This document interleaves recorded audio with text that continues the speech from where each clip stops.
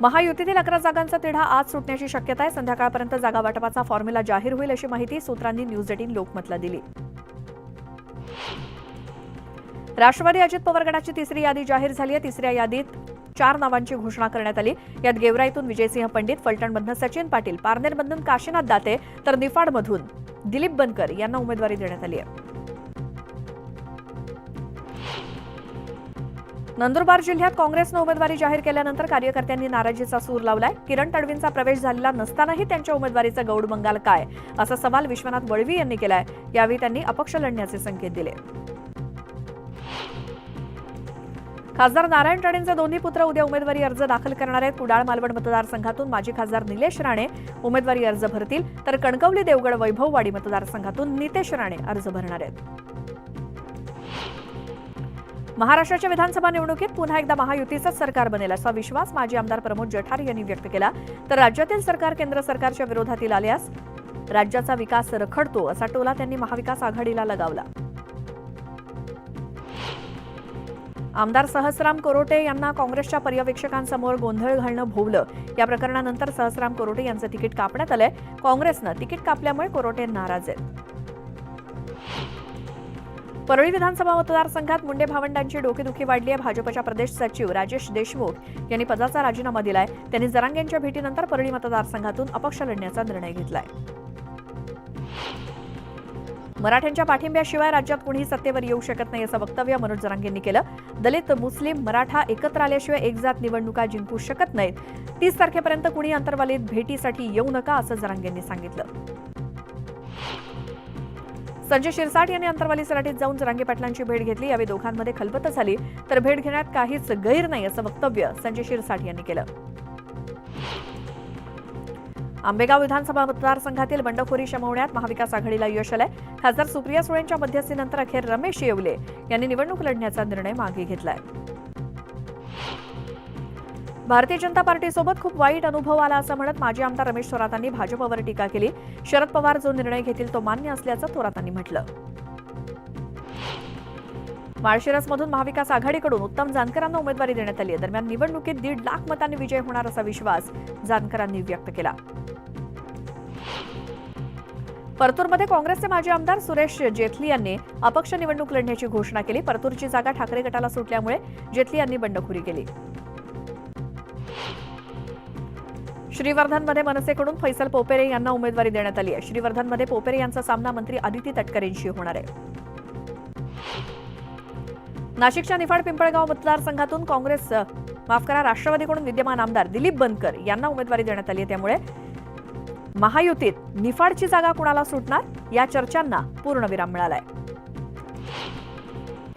उमेदवारी जाहीर होताच गुलाबराव पाटलांनी जळगावात प्रचाराचा नारळ फोडला। महायुती 175हून अधिक जागा जिंकेल असा विश्वास व्यक्त करत त्यांनी गणरायाला साकडं घातलं।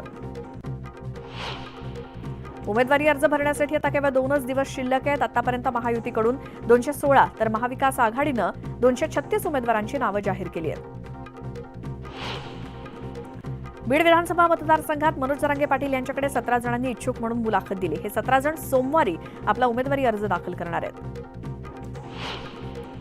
धुळे ग्रामीण मतदारसंघात काँग्रेसची उमेदवारी जाहीर झाल्यानंतर आता काँग्रेसनं कंबर कसली आहे। यावेळी आमदार कुणाल पाटील यांनी विरोधकांवर जोरदार हल्लाबोल करत टीका केली। नातीगोती पाहून महाविकास आघाडी उमेदवारी देत नाही, जो जिंकेल त्याला उमेदवारी देण्यात येईल असं वक्तव्य विजय वडेट्टीवार यांनी केलंय। तर आम्ही किती जागा मिळाल्या हे मोजत नाही, ते जिंकणारे उमेदवार मोजतोय असं वक्तव्य त्यांनी केलं। अलिबागच्या कुर्डूसमध्ये विविध पक्षातील शेकडो कार्यकर्त्यांनी शिवसेनेत प्रवेश केला। आमदार महेंद्र दळवींच्या नेतृत्वात हा पक्ष प्रवेश पार पडला। सिंदखेड राजामधून भाजपचे इच्छुक उमेदवार विनोद वाघ यांनाच उमेदवारी मिळावी अशी मागणी भाजपच्या कार्यकर्त्यांनी केली। सिंदखेड राजाची जागा राष्ट्रवादीला सुटल्यामुळे भाजपचे कार्यकर्ते आक्रमक झाले। पुरंदर विधानसभा मतदारसंघातून विजय शिवतारेंना उमेदवारी निश्चित झाल्याची माहिती न्यूज 18 लोकमतला सूत्रांनी दिली। केंद्रीय राज्यमंत्री मुरलीधर मोहोळ यांच्या उपस्थितीत शिवतारे उमेदवारी अर्ज भरणार असल्याची माहिती मिळाली आहे। भिवंडी पश्चिम मतदारसंघातून दयानंद चोरघे यांना काँग्रेसकडून उमेदवारी जाहीर झाली। यावेळी त्यांच्या कार्यकर्त्यांनी फटाक्यांची आतिषबाजी करत जल्लोष केला। विधानसभा निवडणुकीत ब्राह्मण समाजाकडून महायुतीला पाठिंबा जाहीर करण्यात आलाय। ब्राह्मण संघटनांचे मुख्य समन्वयक भालचंद्र कुलकर्णी, समन्वयक चैतन्य जोशी आणि मयुरेश अरगडे यांनी ही माहिती दिली। वाशिम विधानसभा मतदारसंघात श्याम खोडे यांना भाजपकडून उमेदवारी जाहीर झाली आहे। यावेळी उत्साही कार्यकर्त्यांनी जल्लोष करत फटाक्यांची आतिषबाजी केली। धुळे ग्रामीण मतदारसंघात काँग्रेसच्या वतीनं कार्यकर्त्यांचा मेळावा घेण्यात आला। काँग्रेसचे उमेदवार कुणाल पाटील यांच्यासह महाविकास आघाडीच्या नेत्यांची उपस्थिती होती। नांदेड उत्तरमधनं पंचायत समितीच्या माजी सभापती संगीता डग पाटील यांना स्वराज्य पक्षाकडून उमेदवारी जाहीर झाली आहे। स्वराज्य पक्षाचे सरचिटणीस धनंजय जाधवांच्या उपस्थितीत पाटील यांना एबी फॉर्म देण्यात आला। जयदत्त क्षीरसागर शरद पवार गटाकडून लढण्यास इच्छुक होते, मात्र त्यांच्या पुतण्या संदीप क्षीरसागर यांना उमेदवारी जाहीर झाल्यानंतर ते नाराज आहेत। त्यामुळे जयदत्त क्षीरसागर हे अपक्ष लढण्याच्या तयारीत असल्याच्या चर्चा रंगल्यात। या संदर्भात त्याच कार्यकर्त्यांची बैठक घेऊन पुढील निर्णय घेतील। शरद पवार गटाचे नवी मुंबईचे उमेदवार संदीप नाईक यांच्याकडून आता घटक पक्षातील पदाधिकाऱ्यांची मनधरणी करण्यात येते। यावेळी त्यांनी शिवसेना उद्धव बाळासाहेब ठाकरे पक्षाचे जिल्हाध्यक्ष विठ्ठल मोरेंशी संवाद साधलाय। त्यामुळे कट्टर विरोधक आता नाईकांचा प्रचार करणार आहेत। अकोला पश्चिममध्ये भाजपकडून विजय अग्रवालांना उमेदवारी देण्यात आली आहे। दरम्यान अग्रवालांच्या उमेदवारीनंतर भाजप नेते डॉक्टर अशोक ओळंबे यांनी निवडणूक लढण्याची घोषणा केली। अग्रवालांना उमेदवारी मिळाल्यामुळे ओळंबे नाराज झाले। अजित पवार गटाकडून उमेदवारी न मिळाल्यामुळे युसुफ पुंजानी यांनी अजित पवारांची साथ सोडण्याचा निर्णय घेतला। कारंजा विधानसभा मतदारसंघातून युसुफ पुंजानी अपक्ष लढण्याच्या तयारीत आहेत। लोकसभा निवडणुकीत मतदानाचा पडलेला टक्का वाढवण्यासाठी विधानसभा निवडणुकीत निवडणूक आयोगाकडून विशेष मोहीम राबवली जाते। नागरिकांमध्ये जाऊन मतदान करण्यासाठी आवाहन केलं जाते। उमेदवारांना प्रचारादरम्यान केलेल्या खर्चाचा आता हिशोब द्यावा लागणार आहे। लोकसभेत अनेक लोकप्रतिनिधींनी कार्यकर्त्यांना मानधन न दिल्याच्या तक्रारी आल्यानंतर आता प्रत्येक खर्चाचा तपशील देणं बंधनकारक असणार आहे। छत्रपती संभाजीनगर पूर्व आणि पश्चिम मतदारसंघात मतदान अधिकारी आणि कर्मचाऱ्यांची परीक्षा घेण्यात आली। पहिल्या निवडणूक प्रशिक्षणानंतर ही परीक्षा पार पडली।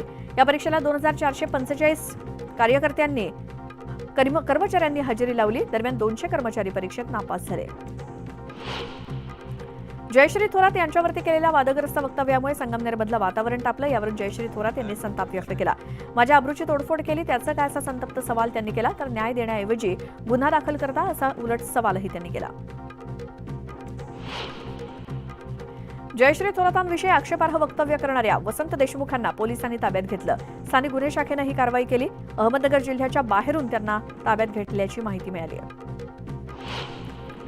अहमदनगरचे खासदार निलेश लंके यांनी जयश्री थोरातांची भेट घेतली। भाजप नेते वसंत देशमुखांनी जयश्री थोरातांवर केलेल्या टीकेच्या पार्श्वभूमीवर ही भेट झाली।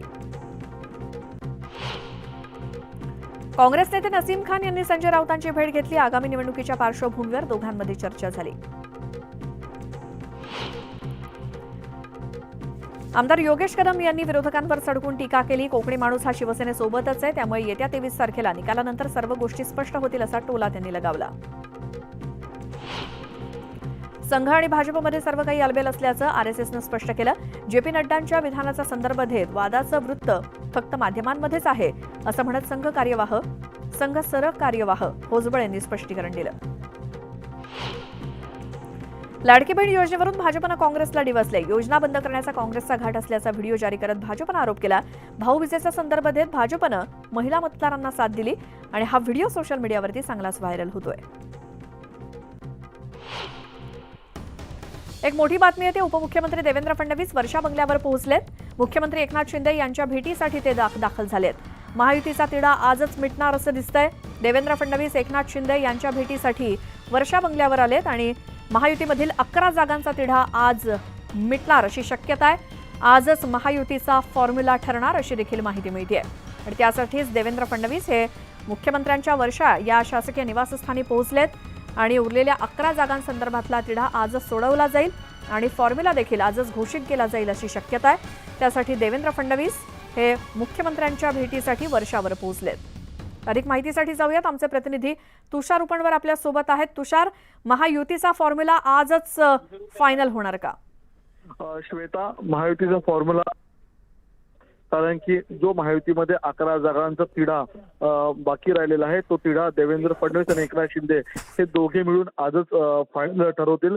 कारण की मुंबईमधल्या काही जागा असतील, मराठवाड्यामधल्या काही जागा असतील, त्या जागांचा तिढा आता थोड्याच वेळामध्ये मिटण्याची दाट शक्यता आहे. कारण की देवेंद्र फडणवीस आणि एकनाथ शिंदे या दोघांच्या बैठकीला आता सुरुवात झालेली आहे आणि आज हा महायुतीच्या तिढ्याचा शेवटची बैठक असणार आहे आणि महायुतीचा फॉर्म्युला देखील आजच पूर्ण होईल. कारण की काही वेळापूर्वी आपण पाहिलं असेल तर राष्ट्रवादी अजित पवार गटाची 4 जणांची यादी आली.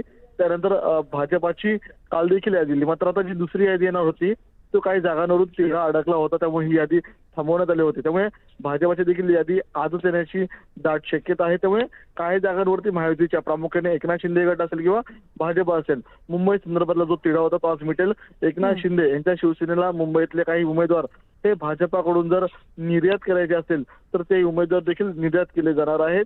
त्याचप्रमाणे मराठवाड्यामध्ये 2 जागांचा तिढा आहे तो देखील आज मिळेल. त्यामुळे महायुतीचा फॉर्म्युला आज पूर्ण होईल.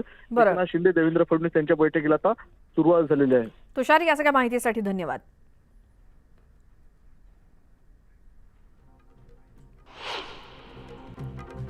मुंबईतल्या वांद्रे टर्मिनल्सवर आज सकाळी 6च्या सुमारास वांद्रे गोरखपूर एक्सप्रेस पकडण्यासाठी प्लॅटफॉर्मवरती गर्दी झाली आणि यावेळी मोठ्या प्रमाणात चेंगराचेंगरी झाल्यामुळे 9 प्रवासी जखमी झाले. त्यातील 2 गंभीर जखमी आहेत. त्यांच्यावर भाभा रुग्णालयात उपचार सुरू आहेत.